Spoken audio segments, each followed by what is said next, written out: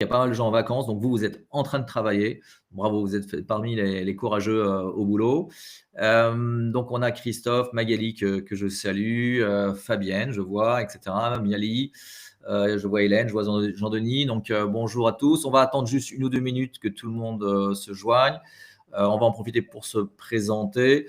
Donc moi c'est Patrick, donc je suis harmoniste tout comme Victoria. Moi j'ai un parcours de financier en fait à l'origine et j'ai fait pas mal de choses dans ma carrière professionnelle, notamment des levées de fonds, notamment j'ai été directeur financier, directeur général de start-up.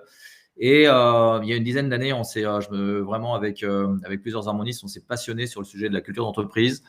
Et l'idée, c'est surtout de l'alignement, de la cohérence de l'entreprise autour de sa culture. C'est un sujet qui nous paraissait très important à cerner. On a tous vécu des entreprises dans lesquelles il y avait des cultures qui étaient un peu défaillantes, d'autres des entreprises dans lesquelles il y avait des très belles cultures. Et c'est tellement dommage de ne pas plus utiliser ce levier. Donc voilà, donc aujourd'hui, Biharmonie, c'est une équipe une petite vingtaine d'harmonistes. Harmoniste, c'est un métier, c'est le métier c'est des experts en alignement en cohérence autour de la culture. Et Victoria fait partie des harmonistes. Donc Victoria, à ton tour de te présenter. Bonjour à tous, donc Victoria de Belilevski. Moi, j'ai un parcours plus dans les métiers de la communication, donc communication globale avec communication externe, communication interne, et avec une spécialisation et un affect particulier pour les questions liées plus à la marque employeur. Comment est-ce qu'on crée un projet d'entreprise impliquant? Comment est-ce qu'on donne de l'énergie aux collaborateurs en les impliquant dans le projet d'entreprise? Donc, c'est toujours un sujet qui m'a plu. J'ai une dernière expérience aussi en tant que cofondatrice d'un lieu dédié aux pratiques du bien-être et du développement personnel. L'idée était un peu la même dynamique, c'était de dire comment est-ce qu'on travaille sur soi pour être plus aligné, pour avancer vers ses aspirations. Et avec une offre aussi B2B chez Saya, qui était de dire comment est-ce qu'on améliore la qualité de vie au travail, comment est-ce qu'on donne les moyens aux collaborateurs d'enrichir leurs soft skills, de prendre confiance, de rayonner, de travailler leur leadership, le management, en s'appuyant sur les pratiques de la connaissance de soi. Et récemment, j'ai rejoint le collectif des harmonistes pour travailler sur l'association de la culture d'entreprise et de l'expérience collaborateur, qui sont pour nous deux choses très imbriquées. Alors, on va démarrer. Vous avez, donc je vois qu'il y en a déjà certains d'entre vous qui ont trouvé l'utilisation du chat. Donc en bas à droite, vous avez un petit carré blanc où il y a marqué tapez votre message. Donc n'hésitez pas à interagir, à poser vos questions. Donc on va essayer de faire la présentation en une demi-heure, ce que généralement on déborde largement. Et après on répond à toutes vos questions. Donc n'hésitez pas. Et merci à ceux aussi, avant de démarrer, qui ont eu la gentillesse de répondre à mes appels. J'ai eu plusieurs d'entre vous. Et l'idée, c'était de sentir un peu votre contexte. Et alors, ce qui est le premier constat, c'est une hétérogénéité absolument incroyable dans les contextes. C'est-à-dire que vous avez, certains d'entre vous, vous avez un niveau de marque employeur, un niveau de parcours et d'expérience collaborateur très élevé. Et d'autres, voilà, où vous avez un énorme travail à faire. Souvent, il y a plein de choses, mais avec des DRH, des ressources humaines qui sont encore très hiérarchiques, on va dire, très administratives, et avec un parcours collaborateur qui n'est pas structuré. Donc en fait, et ça c'est vraiment à l'image de la société française, il y a des écarts absolument incroyables. Alors pourquoi, Victoria, pourquoi c'est important de travailler sur cette expérience collaborateur? Tout d'abord, on va commencer par les résultats d'une étude de BPI qui dit que 83% des PME reconnaissent des difficultés à recruter et 72% d'entre elles estiment que ces difficultés peuvent ralentir leur développement. Donc ça, c'est déjà un premier chiffre qui peut donner envie de travailler sur son expérience collaborateur. Ensuite, j'avais envie de dire que travailler sur son expérience collaborateur, c'est un signal qui est très positif. Pourquoi? Parce que c'est une démarche d'amélioration, donc c'est un signal positif pour vos équipes. Et deuxièmement, c'est une démarche qui, le plus souvent, et c'est ce que recommande Biharmony, c'est une démarche collective.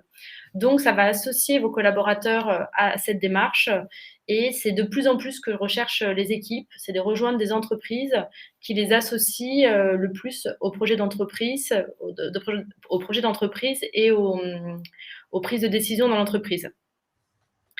Par exemple, je voulais vous donner l'exemple de My Job Glasses, qui est un outil de mentorat. Tout d'abord, ils ont écrit les valeurs seuls et en fait, les collaborateurs sont revenus vers eux en disant que les valeurs ne leur parlaient pas forcément. Et en fait, ils ont décidé de refaire cet exercice en s'appuyant et en collaborant avec les collaborateurs, ce qui leur a permis d'identifier des personnes sensibles à ce sujet, de créer une culture team. Et cette culture team a travaillé sur un manifesto qui décline les valeurs en comportement dans l'entreprise. Ça va vous permettre aussi d'attirer beaucoup plus de talents, des talents et des personnalités qui seront en phase avec votre culture d'entreprise. C'est aussi un outil de différenciation. Vous avez sûrement entendu parler du concept de guerre des talents. On fait de plus en plus d'escalade au toujours plus dans l'offre employeur, toujours plus d'avantages. Mais en fait, ça ne suffit plus. Les personnes qui vous rejoignent veulent vivre des expériences singulières, des expériences authentiques et qui correspondent à la marque que vous êtes. Oui, alors c'est vraiment, on a une situation aujourd'hui qui est quasiment une situation de plein emploi dans certaines industries. J'avais plusieurs d'entre vous au téléphone qui me disaient que sur leur territoire, il y avait vraiment une situation totale de plein emploi. Et donc, c'était extrêmement difficile de recruter. Il y a même, je dis pour l'anecdote, il y avait dans les Échos d'hier un article, ils appellent ça la grande démission, The Big Resignation. Et effectivement, aux États-Unis, il y a une situation de plein emploi et il y a énormément de départs. Donc, il y a la guerre des talents pour attirer, mais la guerre des talents aussi pour conserver les collaborateurs. Il y a quelques années, je pense qu'il y a une dizaine, quinzaine d'années, le taux de turnover, de départ, était de 5, 6, 7%. Aujourd'hui, la moyenne de l'industrie, je n'ai pas les stats exacts, ça va dépendre beaucoup de chaque industrie, mais c'est pas rare que ça soit une moyenne de 15, 16%. J'avais quelqu'un d'entre vous hier qui me disait que c'était 20% chez eux.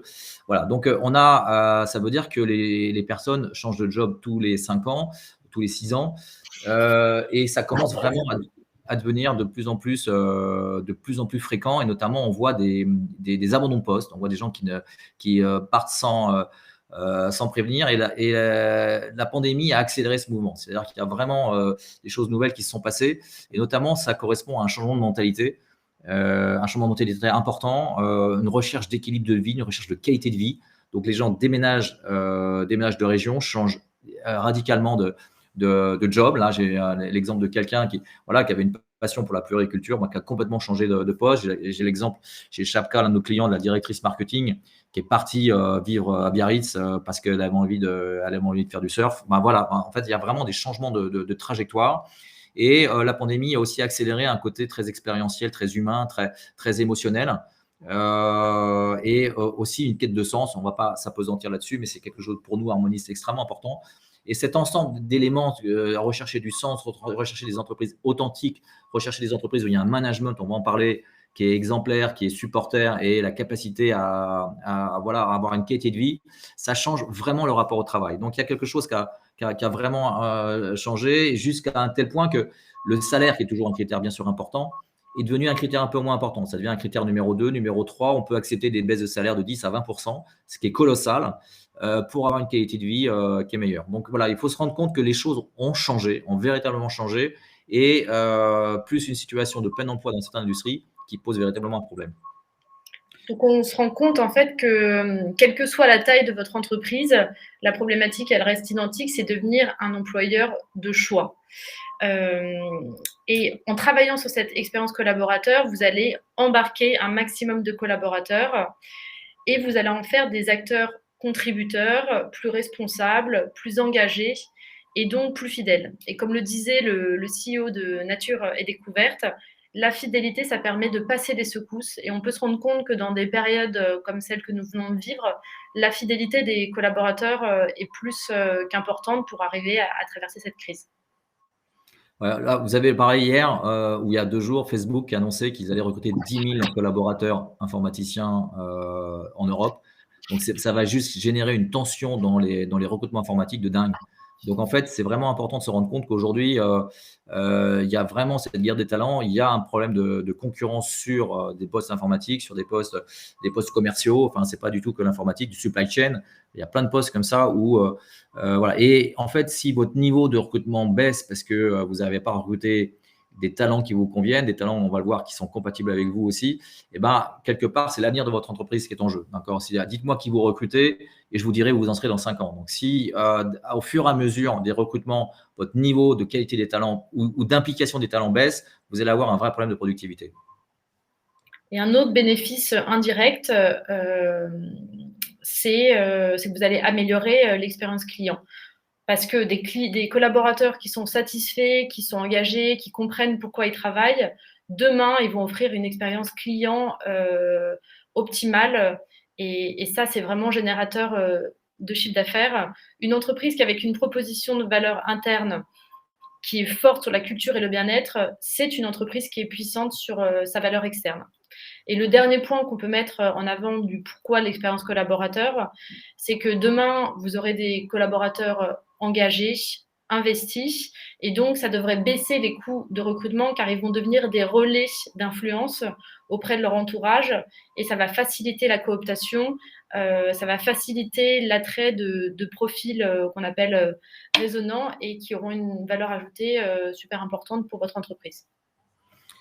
Alors nous, on est, comme vous l'avez compris, on est des militants d'améliorer le parcours collaborateur grâce notamment à la culture. On va y revenir longuement et on va parler de choses très concrètes dans ce webinaire.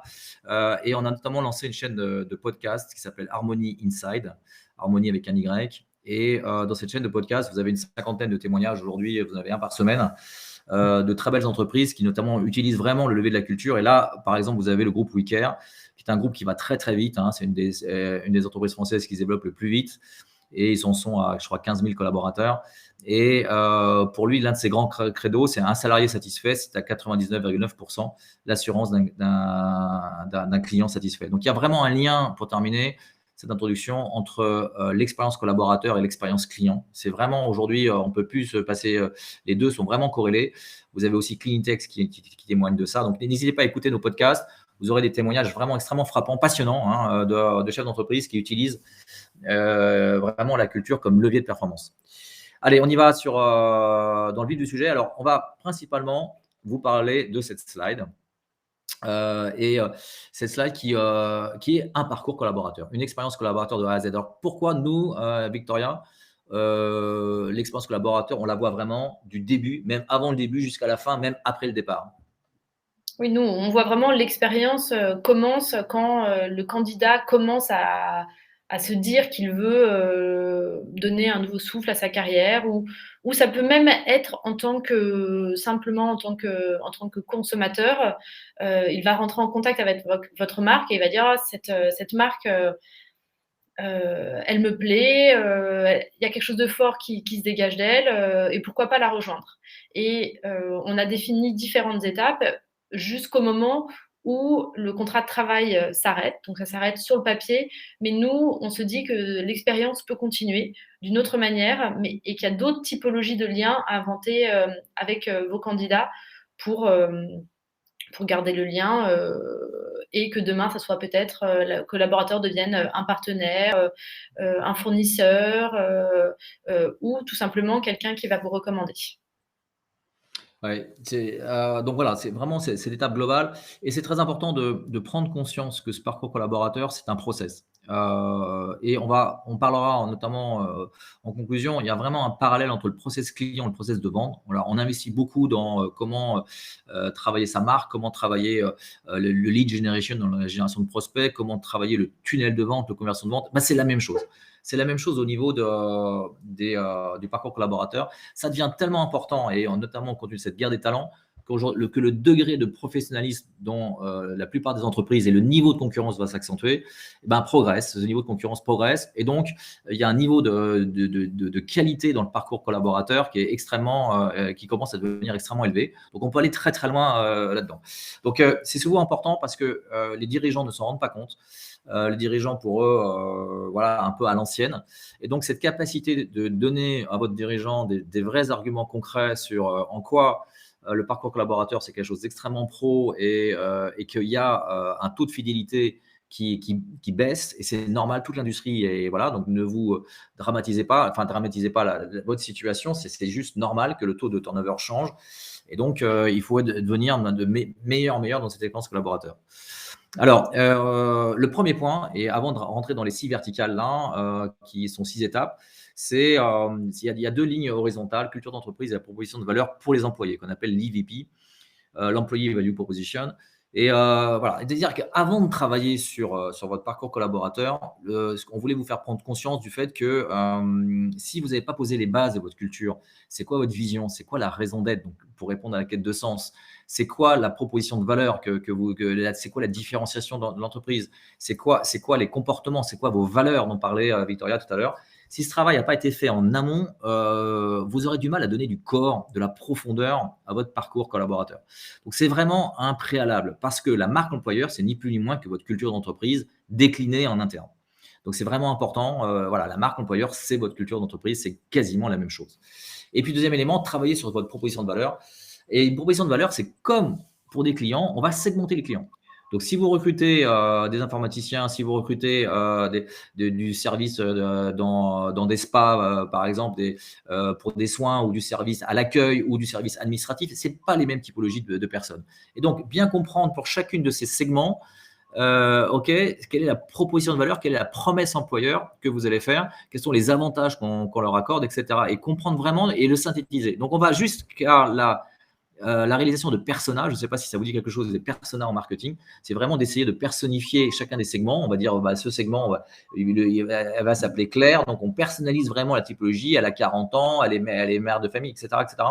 Et pouvoir comprendre ce qu'elle fait et on fait des cartes d'empathie pour comprendre qui est la personne. Donc, l'informaticien, c'est qui, il vit où, il communique comment, qu'est-ce qu'il lit, qu'est-ce qu'il regarde, pour comprendre après quels vont être les canaux de communication auprès de ces gens. Donc voilà, donc avant de partir dans un parcours collaborateur avec plein d'avantages, de bénéfices, prenez le recul, et c'est ce qu'on vous apporte, sur la culture d'entreprise et sur des mini propositions de valeur. Ça peut même être fait rapidement, mais il faut prendre ce temps de recul. Et puis après, c'est de l'incarner. C'est là où nous, on arrive dans la première case, là, attirer les talents. Pour attirer les talents, donc on est dans ce qu'on appelle la marque employeur. Plus vous allez incarner à fond votre culture, plus vous allez être clair sur votre proposition de valeur, plus vous allez être percutant. Victoria, je te passe la parole sur la prise de parole inspirante. Oui, aujourd'hui, de plus en plus, les gens ont besoin de se nourrir intellectuellement, de trouver des infos inspirantes, de se cultiver. Et l'entreprise peut aussi avoir des prises de parole inspirantes qui vont nourrir la réflexion du candidat et donner petit à petit envie de vous rejoindre. En exemple, je peux donner celui d'Alan, donc l'assurance santé, qui a publié un livre, Healthy Business, où il décrit comment ils ont créé les conditions qui leur permettent de se maintenir bien en forme. Et donc, il y a une vraie transparence sur leur vision du monde, sur leur vision de l'entreprise et comment cette entreprise reste en bonne santé. Donc ça, c'est une prise de parole inspirante qui va nourrir leur réputation employeur. Chez Deezer, ils organisent régulièrement des meet-up techniques où ils invitent deux personnes, et un Deezer prend la parole sur un sujet technique. C'est un moment de rencontre, c'est un moment de convivialité, c'est un moment d'échange, de culture, et encore une fois, ça vient nourrir le début de l'expérience, et ça donne des preuves des preuves pour montrer qui se cache derrière le nom de l'entreprise. Un autre moyen, c'est par exemple de prendre la parole sur un podcast comme Harmony Inside, pour pouvoir partager en toute transparence ce qui anime l'entreprise, ce qui anime ses dirigeants, et quelle expérience on va pouvoir vivre dans telle ou telle entreprise. Alors, la troisième brique dans l'attirer les talents, c'est c'est les canaux. Les canaux de sourcing, plus vous allez communiquer de manière large en assumant votre culture, plus ça va vous générer une attraction, des talents qui vont être les plus en adéquation. Et donc, mais encore faut-il trouver quels sont les canaux résonants. Donc, l'un des canaux qui monte énormément, c'est LinkedIn, parce que voilà, il y a des discussions, on peut voir quels sont les sujets d'intérêt des personnes, et donc on peut vraiment les cibler de manière extrêmement, extrêmement fine. Voilà. Mais les canaux de résonance, ils sont très différents. Par exemple, la cooptation. La cooptation, voilà, c'est quelque chose qui peut être énormément développé, surtout quand vous avez des belles cultures. Moi, j'ai l'exemple d'une entreprise qui s'appelle Oxia. Ils ont un taux de cooptation de 98%. C'est-à-dire 98% des collaborateurs sont recommandés par d'autres, des nouveaux recrutés. C'est un truc de dingue. Et donc, quel est votre niveau de cooptation? C'est souvent vous indiquera quel est votre niveau de qualité de votre culture. Donc, c'est très intéressant de se dire comment. Alors après, il y a plein de questions qui se posent sur la cooptation. Est-ce qu'elle est payante dans le sens, est-ce que vous la rémunérez ou pas? Ce qui n'est pas tout à fait recommandé, en fait. Ce n'est pas forcément une bonne chose, etc. L'autre chose, je vous donne un autre exemple d'astuce très concrète, c'est les chasseurs de tête. Notamment dans ces postes digitaux, dans ces postes de cadre, les chasseurs de tête, souvent, c'est des gens qui vont être vos ambassadeurs. Mais si vous ne les avez pas formés, si vous n'avez pas sélectionné dans les chasseurs de tête celui qui est le plus en phase avec vous, qui a vraiment compris votre culture, vous risquez en amont d'attirer des gens qui ne sont pas forcément en phase avec vous. Donc, ce travail de finesse pour analyser comment on doit communiquer, est-ce que c'est par LinkedIn, est-ce que c'est par la cooptation, est-ce que c'est par de la presse, est-ce que c'est par l'APEC, etc. C'est vraiment, vraiment très intéressant. Et là, il y a des analyses chiffrées, des analyses voilà. Donc, on peut vraiment prendre du recul là-dessus. Et puis, Victoria, pour faciliter la candidature. Le dernier point, donc, c'est faciliter la candidature. Si on reprend le parallèle de l'expérience client, l'idée d'une expérience client, c'est de travailler sur une expérience map et de faire que cette expérience soit le plus souvent associée à des émotions positives, à différents points de contact. Quand on postule, l'idée, c'est de rendre cet exercice simple et que le fait de postuler ne soit pas une barrière pour vous rejoindre. Et souvent, on retrouve sur les sites des formulaires qui n'en finissent pas, où on doit retrouver les dates des diplômes, les années des expériences, un processus qui est long et parfois lourd, qui peut s'approcher déjà d'un dossier administratif, et donc qui peut démotiver des candidats qui seront par ailleurs très talentueux, mais qui n'auront pas le temps et l'énergie de prendre le temps de finaliser cette candidature, surtout dans un moment où l'affect lié à l'entreprise n'est pas encore important. Une fois que vous avez créé du lien, vous pouvez demander plus d'informations. Mais l'idée, c'est qu'au début, vous facilitiez la candidature. L'exemple le plus connu, c'est le LinkedIn Connect qui permet en un clic de partager son CV. Il y a sûrement d'autres outils ou d'autres techniques à utiliser, mais l'idée, c'est de rendre le plus simple cette première prise de contact. Et alors après, si on parcourt dans la deuxième verticale, réussir le recrutement, là encore, vous allez trouver des degrés de profondeur. Par exemple, sur le parcours de recrutement, d'être très clair. Souvent, les entreprises ne sont pas réactives, ne sont pas claires. Le parcours de recrutement, il commence même avant le premier entretien. C'est vraiment, vous pouvez envoyer un SMS, vous pouvez envoyer votre livret d'accueil avant. Vous pouvez lui dire, voilà, vous allez rencontrer 4 personnes. La première, ça sera un tel, un tel, un tel. Vous avez aussi, par exemple, des entreprises. Souvent, on encourage nos clients à ce que ce soit d'abord des collègues qui vont rencontrer les futurs recrutés. Ça peut être des entretiens collectifs. Mais en tout cas, il y a cette notion de parcours qui doit être très claire, cette notion d'explication à chacune des étapes, quelle va être l'étape d'après, et cette réactivité. Ce qui est extrêmement, aujourd'hui, les collaborateurs sont extrêmement sensibles à ce qu'ils reçoivent un petit SMS plutôt qu'un mail. Mais de manière, et même si vous prenez du temps, envoyez un petit SMS en disant on dérape, mais je vous promets une réponse dans 2 jours. Voilà. Donc c'est très important d'offrir cette clarté. Concernant l'interactivité des entretiens, l'idée, c'est de se dire qu'il y a des entretiens en one-to-one, mais les entretiens peuvent être gamifiés, ça peut être des tests en ligne. Il y a vraiment, il existe une multiplicité d'échanges pour donner un autre relief à cet entretien qui peut être un moment aussi assez stressant. Par exemple, chez Comet, qui est une plateforme qui met en relation des profils techniques avec des entreprises, l'étape finale des entretiens, c'est 2 jours au sein de l'entreprise. Donc, c'est un système qui est très clivant parce que est-ce qu'on a forcément 2 jours à passer dans l'entreprise avant même d'avoir signé un contrat de travail? pas sûr, mais au moins, ça leur permet d'identifier les personnes les plus motivées. Et c'est annoncé au début du parcours d'entretien. Certaines personnes s'arrêtent à ce niveau-là dans l'entretien et d'autres, ça les enthousiasme de se dire c'est génial, je vais passer 2 jours dans l'entreprise, je vais regarder comment ça se passe, je vais rencontrer les gens et ça leur donne encore plus d'énergie pour aller au bout de l'entretien.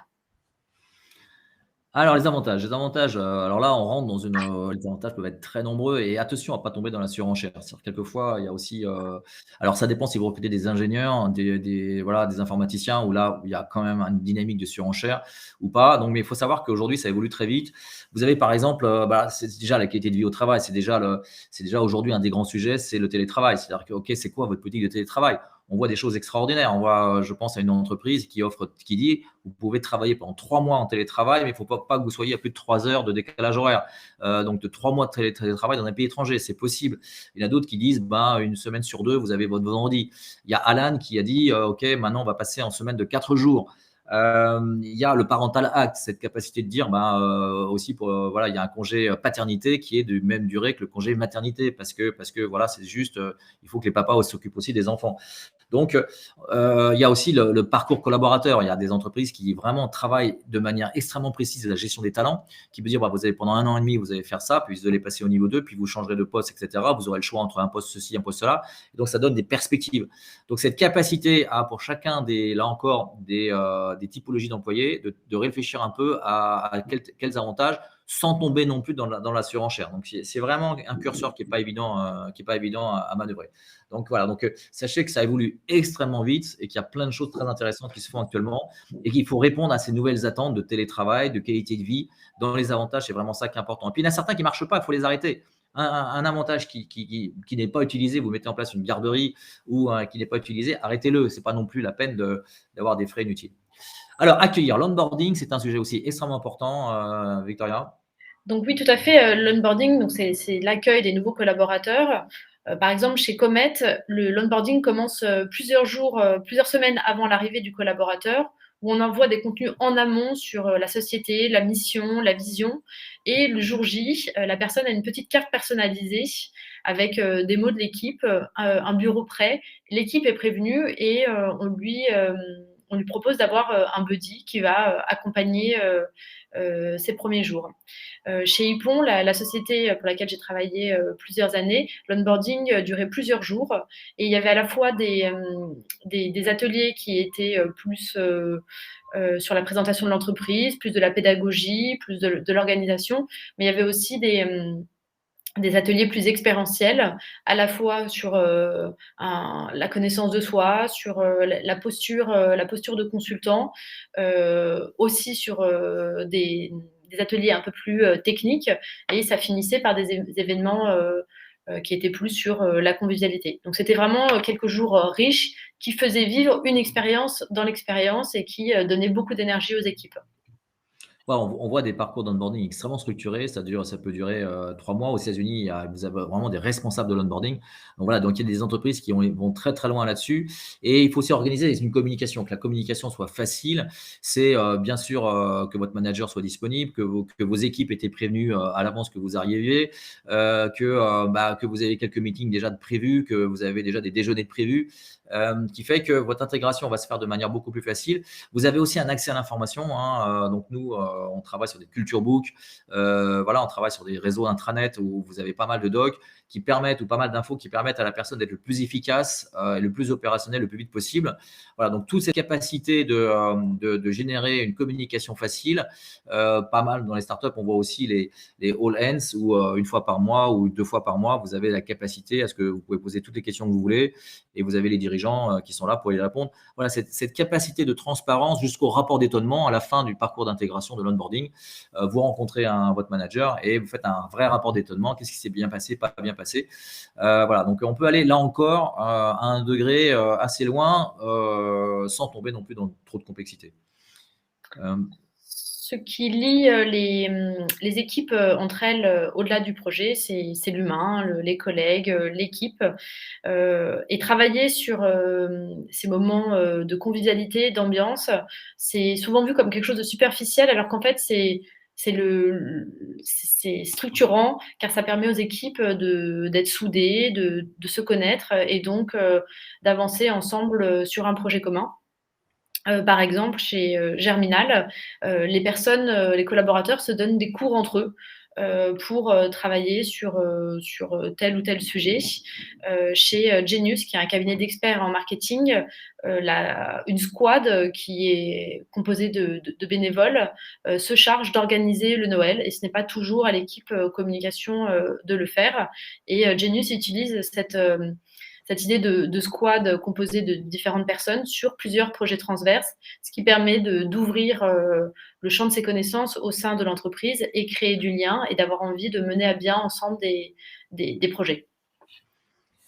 Alors, quatrième verticale, et vous voyez l'ampleur là, des possibilités, l'ampleur des exemples. Nous, le gros avantage en tant qu'harmoniste, c'est qu'on a des benchmarks, quoi. On voit ce qui se fait dans des startups, dans des scale-up, mais dans une entreprise traditionnelle. J'avais quelqu'un de Leroy Merlin hier, j'étais assez bluffé de ce qu'ils font. Enfin, c'est un degré de. Voilà, donc c'est possible dans les petites entreprises, c'est possible aussi dans les grosses. Donc voilà, et cette capacité de se dire en fonction de votre culture, qu'est-ce qui est adapté, pas adapté. Il ne faut pas tout faire, il faut faire des choses qui sont adaptées. Par exemple, et dans progresser, c'est la gestion des talents, c'est dont je parlais tout à l'heure, mais c'est un truc aussi très simple, c'est le feedback. Pour progresser, il faut du feedback. Écoutez le podcast de Squality. Justine, si tu peux avoir la gentillesse de mettre le lien, c'est Jérôme Lecar, le patron de Squality. Il va à un degré de feedback, c'est-à-dire que chaque semaine, il a une discussion avec ses managers. Il demande à ce que ses managers aient chaque semaine une discussion avec la N-2, etc., etc. Donc, il y a une capacité de formation au feedback, une capacité d'écoute, une capacité aussi de s'inclure dans le problème, de dire, OK, dans un feedback, c'est un feedback sur toi, mais c'est aussi un feedback sur moi, manager. Vous avez le feed forward, voilà, donc vous avez énormément de techniques de feedback. Et ça, si vous n'êtes pas formé à ça, eh bien, il vous manque quelque chose. Donc, cette capacité à progresser, c'est la capacité à donner du feedback, c'est la capacité aussi à donner une perspective dans la gestion des talents. Voilà des exemples voilà. Et il faut arriver à ce degré-là de performance, d'accompagnement pour arriver à de la performance. Bien sûr, il y a la qualité du management, Victoria. Oui, la qualité du management, ça passe déjà par l'ambition de la société. Quelle ambition on donne à ce management et quelle mission. Par exemple, chez Open Classroom, la mission des RH, c'est rendre nos collaborateurs employables. Il y a une réelle volonté de rendre le collaborateur meilleur. Donc déjà, quand l'ambition est là et quand on sait que la mission du manager, c'est de rendre le collaborateur meilleur, il y a déjà une super intention. À la CAMIF, par exemple, l'entretien annuel se fait au cours d'une balade. Ça change, c'est original, ça permet d'être dans une posture plus équilibrée avec la personne, ça enlève une dimension de stress ou de supériorité et donc ça donne vraiment une autre dynamique à ce moment structurant. Chez Alan, tous les collaborateurs ont un coach qui les suit pour les aider à se poser les bonnes questions. Alors, juste, je rebondis sur ce que tu dis, Victoria. À la CAMIF, ils font leur balade, mais en barque. Parce qu'ils sont à Niort, et donc ils montent sur des barques et ils rament ensemble. Et c'est absolument génial. Il faut savoir que, par exemple, ce que dit Victoria sur cette balade, c'est aux États-Unis, c'est extrêmement fréquent dans la Silicon Valley. On appelle ça les walking meetings. C'est chez Salesforce, quand vous faites un débriefing avec votre manager, vous le faites en vous baladant, en allant dans un parc et en parlant comme ça, c'est beaucoup plus convivial. Voilà, donc cette notion de ce que dit Victoria, de faire grandir, d'avoir cette vraie volonté intrinsèque de faire grandir, donc de former votre collaborateur, de travailler sur l'employabilité de votre collaborateur, c'est quelque chose d'extrêmement important. C'est bizarre parce qu'on travaille à ce que votre collaborateur puisse être employable peut-être ailleurs. Donc, mais oui, c'est comme ça que vous construirez une marque employeur très forte. Donc, le travail sur les soft skills, je parlais par exemple du feedback, apprendre à faire du feedback, apprendre à gérer ses émotions. Voilà, si vous avez des valeurs qui sont comme la réactivité, comment on peut être réactif? Vous pouvez, il y a pas mal de choses à faire à ce niveau-là. On voit des très très belles expériences, comme en parlait Victoria. Par exemple, c'est Nature et Découverte, ou chez Truffaut, c'est les collaborateurs qui forment leurs propres collaborateurs. Enfin, ce que je veux dire, c'est Germinal, c'est la même chose. Vous n'êtes pas obligé de forcément dépenser énormément d'argent. Ça peut être très bien être du travail entre pairs. Alors, cinquième, verticale, comment conserver? Donc, c'est bien beau, on a réussi à mettre tout ça en performance, on a les collaborateurs. Comment conserver, comment fidéliser ces collaborateurs? Donc tout d'abord, par la qualité de vie au travail, le CEO de Nature et Découverte emploie une expression que j'ai trouvée intéressante. Il parle du bonheur de travailler et non pas du bonheur au travail. C'est vrai que souvent on mélange cette notion de bonheur a fait couler pas mal d'encre en disant non, mais on n'est pas responsable du bonheur des collaborateurs. Non, mais peut-être responsable du bonheur de travailler au sein de votre entreprise. Chez My Job Glasses, autre type d'exemple qui favorise une bonne qualité de vie au travail, il réalise une semaine de 4 jours, une semaine sur 2, ce qui permet d'avoir du temps pour réaliser ses tâches administratives, les visites chez le médecin, enfin voilà, tout ce que la vie demande et qu'on n'a pas le temps de caler dans une journée de travail classique. Et donc, les collaborateurs reviennent au travail l'esprit léger et ils peuvent se concentrer vraiment sur la réalisation de leur mission. Chez Open Classroom, les congés sont illimités. Et le message qu'il y a derrière ce système, c'est de dire qu'on responsabilise et qu'on prend les collaborateurs pour des adultes. Et que le collaborateur est donc responsable de ne pas mettre en danger le projet, ne pas mettre en danger son équipe. Et donc, il prend ses congés en conscience.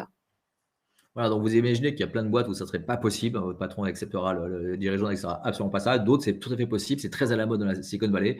Faut-il le faire? Ça dépend de votre culture. Mais la culture, c'est aussi un niveau d'exigence. C'est-à-dire que quand vous fixez une vision, vous fixez une raison d'être, si vous donnez du sens à votre raison d'être, si vous donnez du sens à votre job, s'il y a cette dynamique collective, et c'est le sujet d'être bien entouré, si vous sentez que votre équipe est derrière vous, que vos managers sont derrière vous, s'il y a une sorte de cocon favorable, et ben finalement, vous avez cette motivation, c'est ce qu'on appelle une motivation intrinsèque. Vous ne travaillez pas pour l'argent, vous travaillez d'abord pour un projet, d'abord pour une équipe.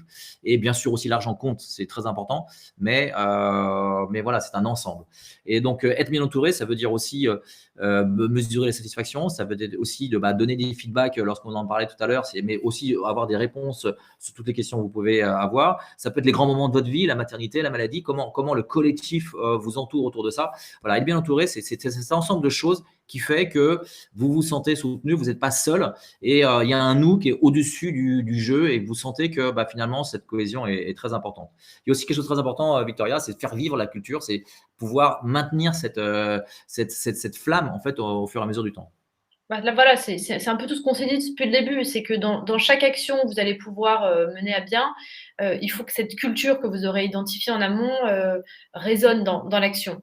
Et la culture est un bon guide en fait pour mettre en place toutes ces actions qui vont motiver, qui vont fidéliser. Et c'est de se dire, voilà, à chaque fois que je veux mettre quelque chose en place, quelles sont les valeurs, quelle est l'intention que je donne, comment ça répond à ma mission, comment ça répond à ma vision. Et donc, toutes ces actions vont résonner au son de votre culture. Un autre sujet qu'on a du mal à aborder en France, c'est la rémunération. Parce que souvent, voilà, c'est un sujet qui est difficile, qui est délicat. Alors, il y a des entreprises où, d'ailleurs, dans la plupart des entreprises, les rémunérations des uns et des autres sont complètement confidentielles, donc on n'en parle pas. Mais évidemment, tout le monde sait la rémunération de son voisin. Voilà, donc ça pose des vraies questions. Et là encore, en rapport avec votre culture, est-ce que vous avez une culture de transparence ou pas? Est-ce que vous avez une culture collective? Vous allez avoir une rémunération collective dans les bonus ou dans voilà, est-ce que vous avez un intéressement ou individuel, je voulais dire, est-ce que vous avez un intéressement au capital, des BSPCE, etc. Donc tous ces travaux sur la clarté ou non de votre, voilà, est-ce qu'il y a une grille de salaire qui est transparente? Il y a des entreprises qui l'ont. Prenez Clinitex, ils ont même les salaires individuels qui sont transparents ou pas. On ne dit pas qu'il faut le faire, on dit juste qu'il y a des entreprises qui se permettent de le faire.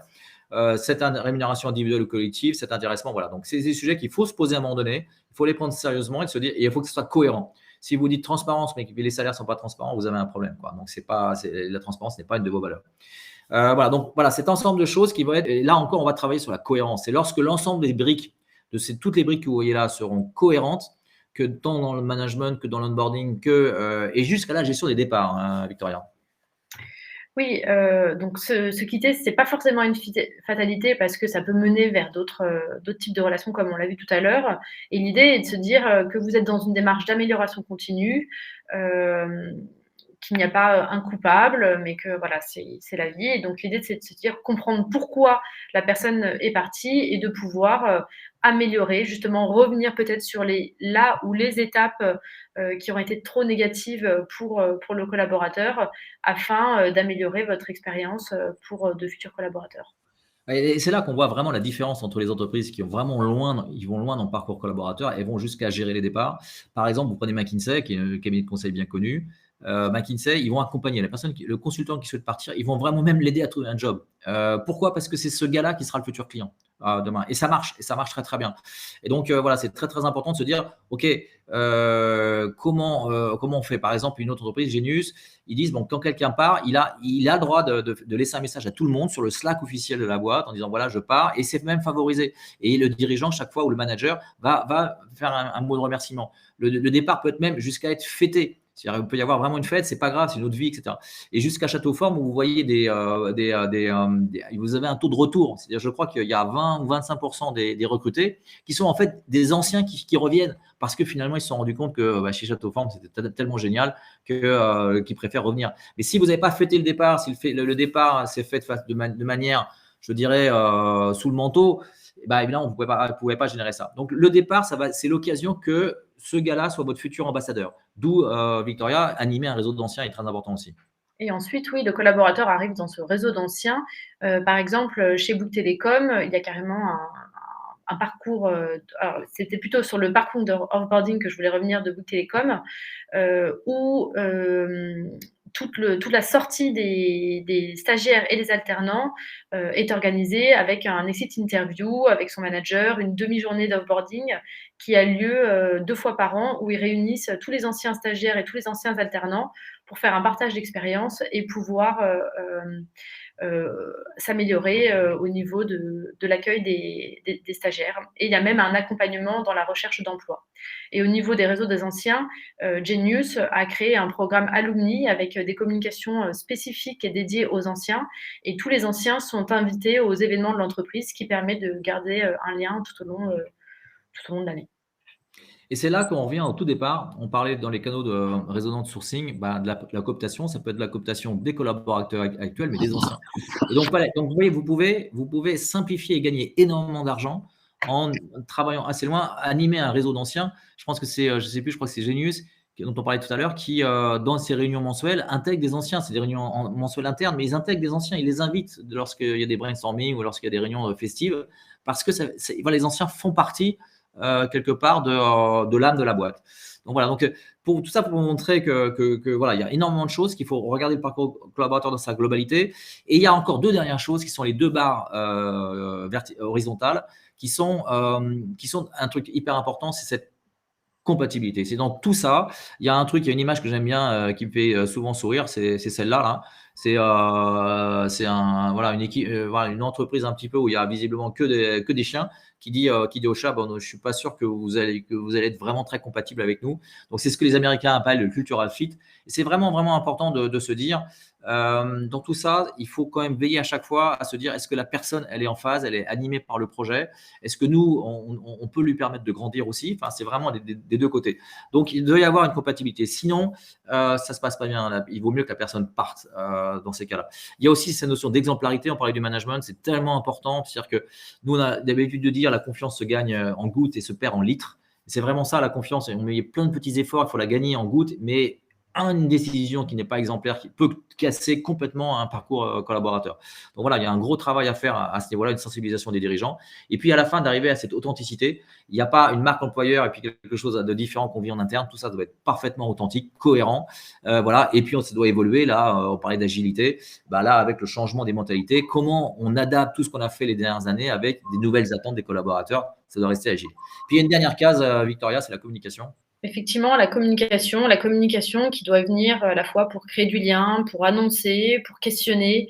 La communication doit vraiment être à tous les niveaux de cette démarche, car elle permet de la faire grandir, permet de l'innovation, de rassembler, de fédérer. Donc c'est vraiment clé dans une démarche d'expérience collaborateur de multiplier les occasions de communication en interne. Alors, en conclusion, vous voyez à peu près la perspective globale. En conclusion, deux idées. La première, c'est que la culture est clé. Victoria, c'est vraiment, vous l'avez compris, on est des militants, on est des passionnés. Vous le sentez dans notre excitation sur ces sujets. C'est vraiment ça. En quoi la culture, Victoria, est si importante finalement, si on synthétise? En fait, la culture, elle va venir nourrir chaque élément du parcours collaborateur. C'est ce qui va vous permettre de créer quelque chose qui aura du sens, qui aura une cohérence. Et ça ne sera pas une accumulation d'outils ni une accumulation d'événements, mais vous allez toujours vous référer à votre culture pour faire les choses avec de l'authenticité, du naturel, et donc ça se ressentira à l'externe. Si c'est une accumulation d'événements, ça peut pas tenir. Il faut cette culture pour que cette culture soit là et qu'elle résonne dans tout ce que vous allez mettre en place sur cette expérience collaborateur. Et puis donc voilà, et puis une dernière chose, c'est c'est les RH. Les RH sont en train d'évoluer à fond aujourd'hui. Vous avez de tous les niveaux, vous avez des RH qui sont très people and culture, hein. Aujourd'hui, dans les startups, dans les scale-up, on parle de people and culture. Donc c'est vraiment des gens qui vont très très loin et qui ont parfaitement compris ce levier, que la culture est un levier pour recruter. On parlait par exemple, si vous écoutez les podcasts de Phoenix, de Castali, lorsqu'ils mettent une offre d'emploi, ils ont 400, 500 réponses. Enfin, je veux dire, ils n'ont aucun problème pour recruter. Je parlais avec quelqu'un de Laura Merlin hier. Je ne sais pas si elle est là. Et en fait, c'était vraiment impressionnant. Et c'est-à-dire que la culture est tellement forte que finalement, et elle est tellement travaillée que finalement, ok, même s'il y a des départs, il y a des recrutements qui se font relativement faciles et la culture va perdurer. Voilà. Donc, si vous êtes DRH aujourd'hui, il y a quand même un levier là, nouveau à utiliser, c'est la culture. Il y a aussi ce degré de professionnalisme à aller très très loin, d'être carrément un directeur commercial. C'est-à-dire que le DRH devient un directeur commercial pour recruter les bons talents, les talents compatibles avec les bons savoir-faire, etc. Voilà, donc ça nécessite une mutation de job très administratif. Il y a beaucoup de DRH qui ont déjà fait ce chemin ou sont en cours. D'autres, ils sont assez loin. D'autres sont bloqués parce que le dirigeant ne percute pas à ce niveau-là. Voilà, donc nous, notre travail au niveau des harmonistes, ça va être d'aider, d'épauler toute l'équipe RH, d'aider le dirigeant à prendre conscience que finalement tout ça, ça peut générer énormément d'économies et voire d'une qualité de service bien supérieure. Donc notre approche, nous, c'est la culture d'entreprise en action, c'est comment on met tout ça véritablement en action opérationnelle pour générer de la valeur. Il y a Christophe qui nous dit la culture apporte de l'engagement. Voilà, c'est exactement ça. Ça apporte de l'engagement, ça apporte de la résilience aussi. Souvent, on dit la culture, et on l'a vu pendant la Covid, c'était véritablement cette capacité de se dire, OK, on est en pleine crise. C'est cette culture qui va faire qu'on va passer la crise ensemble. Ça a permis à des entreprises d'aller beaucoup plus loin. Un dernier mot, et je vous invite à aussi poser des questions. Là, on a naturellement débordé. Il est 13h47, mais vous voyez qu'on est passionné par ces sujets. Et je vous laisse poser quelques questions et on se donne 10 bonnes minutes encore pour ceux qui peuvent un peu déborder. Et je voulais dire un mot peut-être en attendant les questions sur le Culture Book. Nous, on a vraiment un travail, comment on intervient, nous, harmonistes. On va intervenir avec cette vision d'expert pour vous. D'abord, on va regarder votre parcours collaborateur, on va regarder toutes ces briques-là et on va voir là où il y a des leviers ou pas. Et donc, on va vous aider à réfléchir et à faire un plan d'action. Et souvent, derrière, ce travail un petit peu de mieux travailler sur la culture, notamment à travers, par exemple, un Culture Book, voilà, ça va permettre de donner des outils extrêmement forts. Voilà, mais on peut vous aider dans une ou dans la totalité de ces briques. C'est vraiment extrêmement agile dans notre approche. On peut juste vous aider à réfléchir. Voilà, donc n'hésitez pas à prendre contact avec nous. Vous pouvez prendre rendez-vous. Vous avez un bouton qui est en haut, là, le bouton rouge, prendre rendez-vous. Je ne sais pas, il y a marqué quoi. Il y a cliquer là. Voilà, n'hésitez pas à prendre rendez-vous ou à m'envoyer un petit mail à Victoria ou à moi. Nos adresses, c'est victoria@b-harmonis.com ou patrick@b-harmonis.com. Voilà, alors une question, à partir de quelle taille d'entreprise peut-on ou doit-on faire de la marque employeur et voilà, Victoria, je te laisse répondre. Il n'y a pas vraiment de seuil critique. Une démarche employeur, ça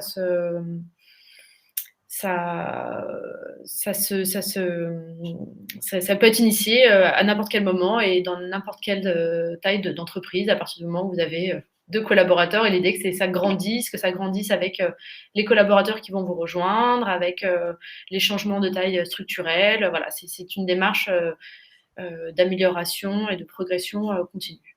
On voit notamment dans les startups, si l'embauche du premier recrutement se passe mal en fait. Souvent, on n'a pas travaillé les startupeurs, ils sont 3-4, il y a une petite équipe de fondateurs par exemple ou de personnes très proches et ils sont dans leur âme, ils sont dans leur culture et ils n'ont pas besoin de se parler pour se comprendre, c'est tellement naturel. Et souvent, les premières embauches se passent mal parce que les gens ne comprennent pas, parce que la culture n'a pas été définie et parce qu'ils n'ont pas vérifié cette compatibilité culturelle. Et donc, effectivement, dès le départ, de bien définir ça va être quoi notre expérience collaborateur, même si c'est très simple, ben, c'est des choses importantes. Et Autre l'idée question. aussi de se dire que l'expérience collaborateur, de toute façon, elle va exister. Donc, soit vous Ouais, travaillez dessus et vous la modelez un peu à votre image, soit vous allez la subir. Mais de toute façon, elle va exister, cette expérience. ouais, c'est très très juste.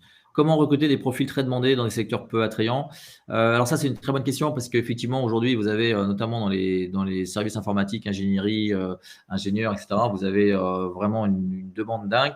J'ai même eu hier quelqu'un qui m'a dit la difficulté, c'est même plus de recruter des ingénieurs, c'est de recruter les recruteurs pour les ingénieurs, pour ces populations cibles, voilà, des gens qui sont vraiment, qui savent leur parler, qui savent trouver comment les pinguer, qui ont le courage de les appeler 10 fois parce que souvent, ils sont difficiles à joindre.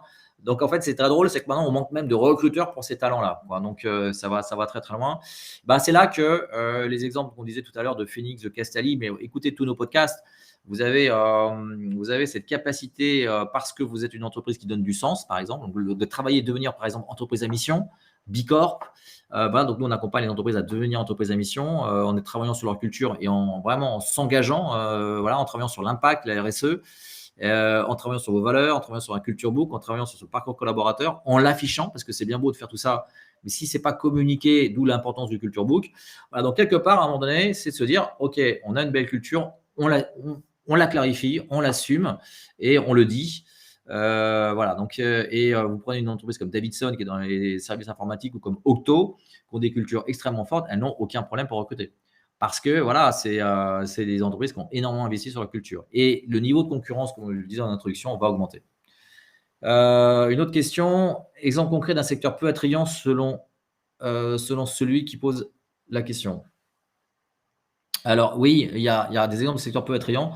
J'avais une très bonne discussion hier avec une personne voilà, d'un groupe de grande distribution, je ne vais pas le nommer, et qui disait le problème, c'est qu'il travaillait le samedi, il travaillait jusqu'à 20 heures tous les soirs et travaillait le dimanche. D'accord.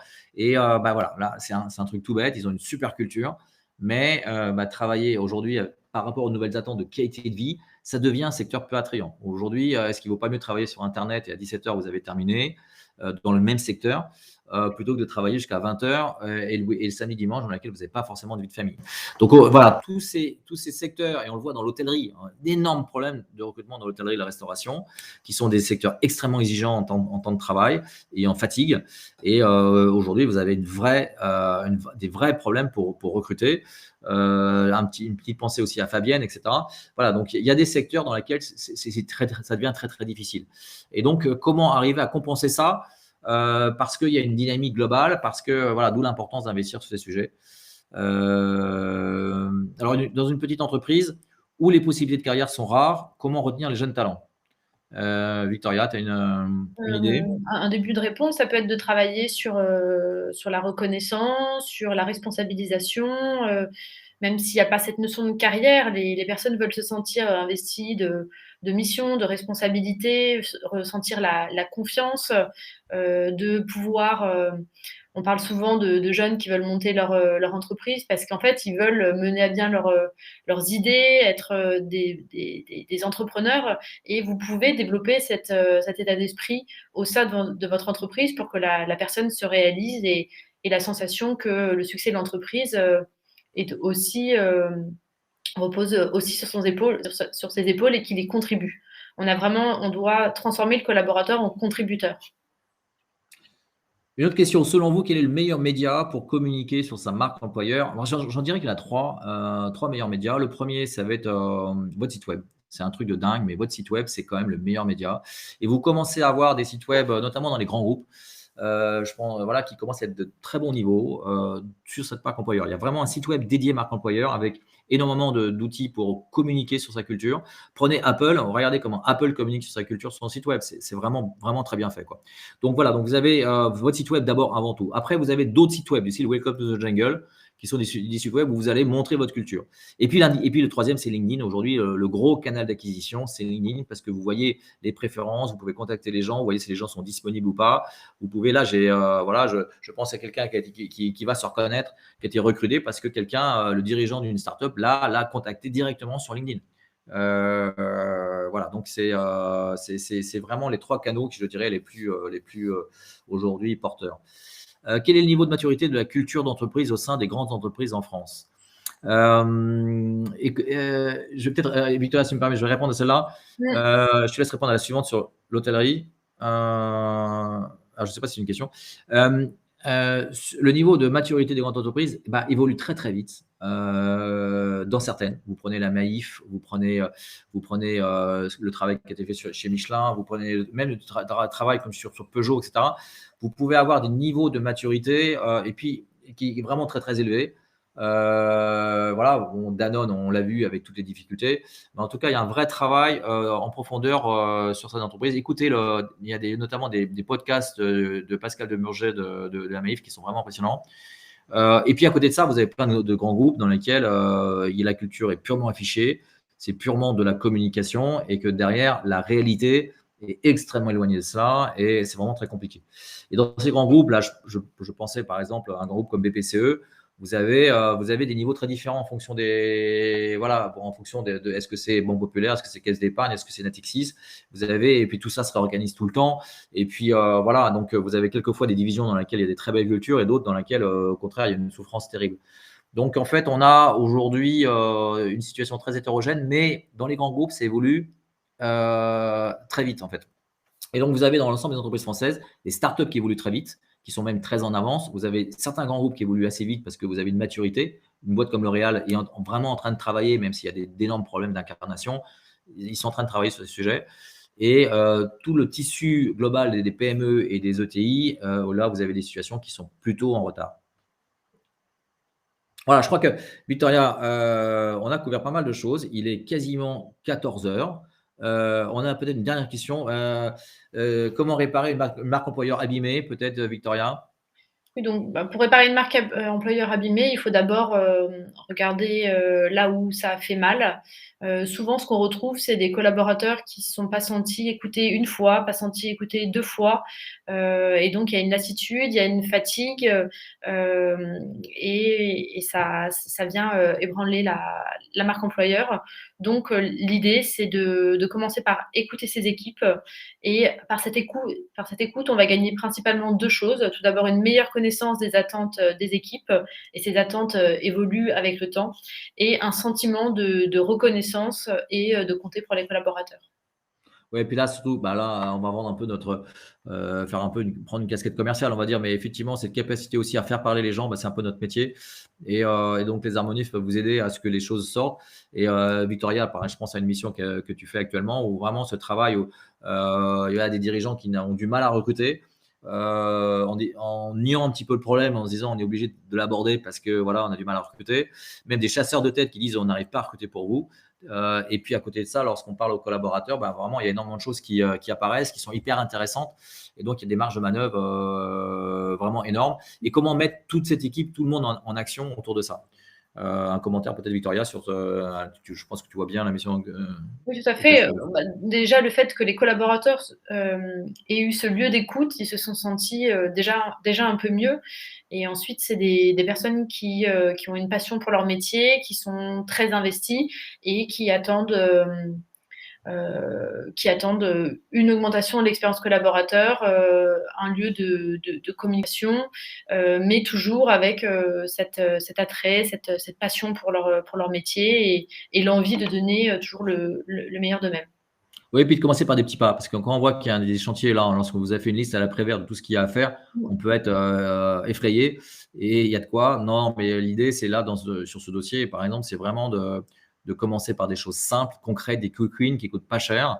Parce que, voilà, donc, mais comme le dit Victoria, le fait que le dirigeant ait décidé de retenir des experts comme nous, des consultants ou des coachs, voilà, bref, des harmonistes, c'est déjà mettre de l'argent sur la table, c'est déjà de se dire ok, c'est important, donc les gens se sentent écoutés, il y a un début de démarche, mais sans mettre la barre non plus trop haut. Faut y aller progressivement. Donc voilà. Donc, et puis à l'inverse, vous avez des entreprises qui sont très très bien, très évoluées, où là notre rôle va être plutôt de benchmark, de dire que voilà ce qu'on peut faire. Quelquefois des entreprises qui n'assument pas totalement leur marque, ou qui l'assument en interne, leur marque employeur, et qui ne l'utilisent pas en externe, où les gens ne se rendent pas compte de la qualité du parcours d'expérience collaborateur qu'ils vivent déjà. Donc il y a un phénomène d'enfant gâté. Je pense à quelqu'un hier qui nous racontait ça. Voilà. Donc écoutez, un grand merci à tous pour votre présence. Et vraiment, voilà, j'espère que ça vous a plu. J'espère que ça vous a donné des idées. J'ai vu qu'il y avait pas mal de personnes d'entre vous qui faisaient déjà des trucs super. N'hésitez pas à nous contacter, n'hésitez pas à parler de nous, hein, si vous voyez autour de vous. Je sais qu'il y en a certains qui l'ont déjà fait. Je pense à Magali, par exemple, ou à Fabienne. Mais voilà, mais si vous avez autour de vous des dirigeants qui n'hésitent à s'y mettre, voilà, le fait de dire aujourd'hui, c'est inévitable, travailler sur son expérience collaborateur, et on peut économiser énormément d'argent en investissant un peu, en prenant ce truc au sérieux. Et c'est un vrai process, comme tous les process dans l'entreprise. Et là où nous, on vous apporte un degré, une vision un petit peu différente, comme l'a expliqué Victoria tout à l'heure, c'était sur des aspects culture qui sont en amont de tout ça, et vous l'avez vu, en filigrane partout. Et si vous essayez de copier les autres, ça ne va pas le faire. Mais si vous faites l'expérience collaborateur que vous faites, qui sont dans l'âme de l'entreprise, dans l'âme du dirigeant, ça sera tellement plus frais, il y aura tellement plus d'exemplarité, ce sera tellement plus authentique, que ça va tellement mieux marcher. Voilà. Merci Victoria beaucoup pour tous tes exemples. Là, tu nous as abreuvé d'exemples, c'était absolument top. Et voilà, et Victoria est notre experte dans ces sujets, donc n'hésitez pas aussi à la contacter. Merci à tous, merci Emmanuel, merci à Magali, merci Justine, et je vous souhaite à tous une très bonne après-midi. Au revoir Victoria. Au revoir, à bientôt.